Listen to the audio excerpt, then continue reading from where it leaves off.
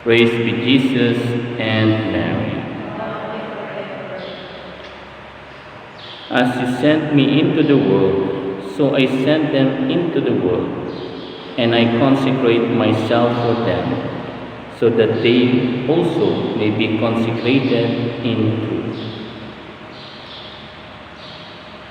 Brothers and sisters, in our gospel today, there are many things to reflect. And one thing that is really in line with our preparation for the solemnity of the Pentecost, which will be this Sunday already.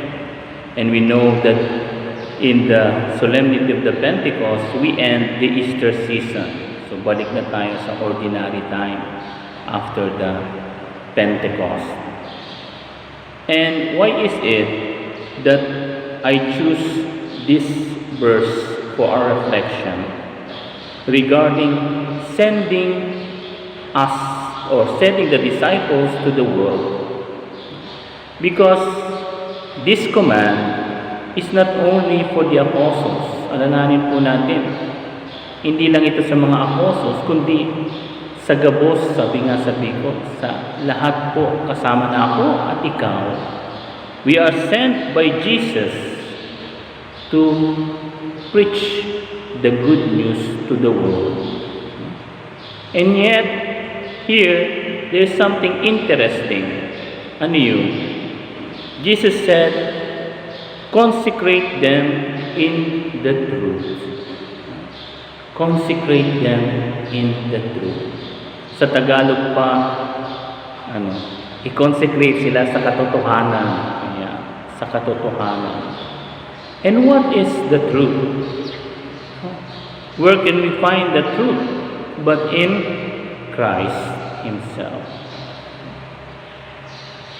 And during the history of the church, there are many consecrations that the church approved. Hindi naman binaliwala ng simbahan. Many consecration that will help us in our spiritual life, that will help us in living our faith. Diba? Consecration to Saint Joseph. Yeah. Consecration most especially for us, Franciscan Friars of the Immaculate, total consecration to the Immaculate, to our Blessed Mother. And many so on and so forth, consecration.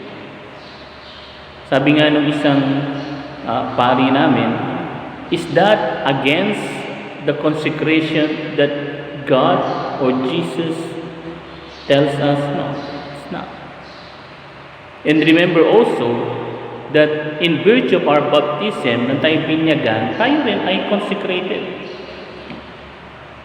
And yung mga chalice, the things that we use in the Mass, they are all consecrated. The tabernacle, we consecrate. This church, we consecrate. But why do we need to consecrate? Ayun. No?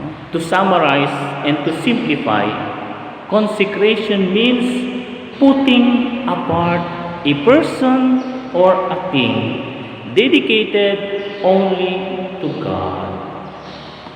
No? Kapag sinabing, kinoconsecrate ko ang simbahang ito, no, na ginagawa ng obispo o ng pare, it means that that church should be used only for God. No? Separate from all buildings. No? Kaya nga kapag ang simbahan na kinonsecrate ay ginawang concert hall o it already goes out of the true purpose of that church.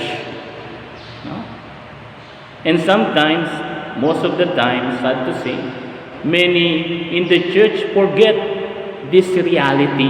Nakakalimutan nila itong katotohanan regarding consecration. That when we consecrate a place, a person, a thing, it means that that person, that thing, that place is only for the use of sacred things, dedicated only to God. Kaya nga, for example, very beautiful example is the chalice. Yung ginagamit ng pare sa misa. Pwede mo bang gamitin yon sa kainan? Sa pista? O ito, inuman tayo. Can you use that? No. Because that chalice is consecrated for the sacred liturgy. Only for the Mass. So also the tabernacle. So also the things. This vestment. Can you use this in profane things? No. Because this, especially the chalice, are consecrated to the truth, to God. And whenever those things are used outside to what they are consecrated, no? Ano nangyayari? So sad to say, medyo ngayon yung isip ko, no? Nakalimutan ko yung term. That's a term. That is sacrilege. That is sacrilege. You know that? Sacrilege. No? Because you do to those things that is not. Nakakalungkot na po. Mapasimbahan, mapatao. We desecrate ourselves. No? Yun pala yung word. Desecration. And the gospel today reminds us that if we are consecrated by Christ in truth, we should not desecrate it. Huwag nating i-desecrate yung ating sarili. And let our Mother Perpetual help and Saint Justin, martyr, help us to live our consecration. Huwag lang, kasi yung mga kapatid tayo, may mga tugang tayo, magsasabi, Father, magpa-consecrate ako kay Mama Mary. Father, magpa-consecrate ako kay Saint Joseph. Father, magpa-consecrate. My first question is, do you know what it means to be consecrated? Dito maraming tatamaan. No?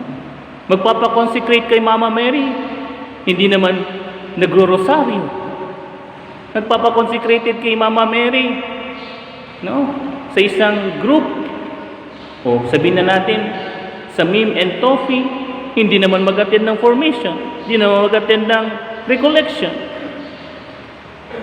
So, what use is that consecration? No? Consecration to Saint Joseph, and yet you did not imitate the virtue of Saint Joseph. No?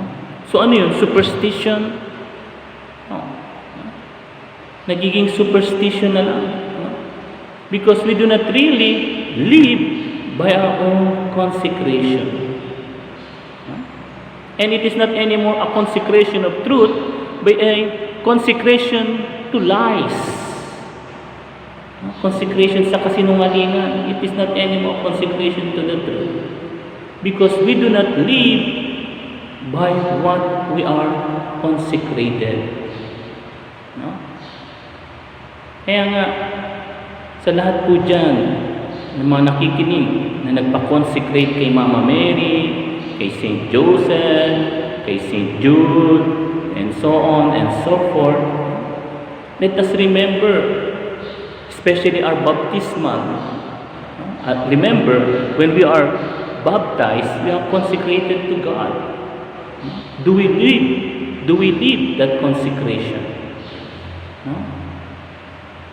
And let us ask our Mother Perpetual help to help us, to grant us the grace to live out our consecration. Praise be Jesus and Mary. Ave Maria. If you like this video, subscribe and share. Ave Maria.